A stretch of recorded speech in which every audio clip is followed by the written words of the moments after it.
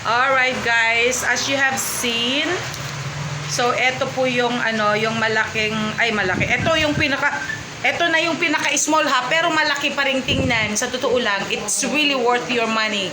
Ito na yung pinaka-small. At alam nyo, nakita nyo kung ano yung prices dyan. Ito na yung small pero malaki na. Sa totoo lang, hindi nga ako makapaniwala.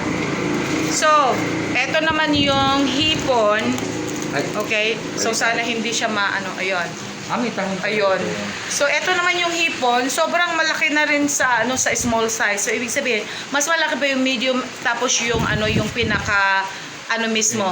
Pinaka malaki mismo. Ayun, pang ito, party crab lang na yun. kasi ito eh. Pag medium, isang crab lang. Ay, pag small, isang crab.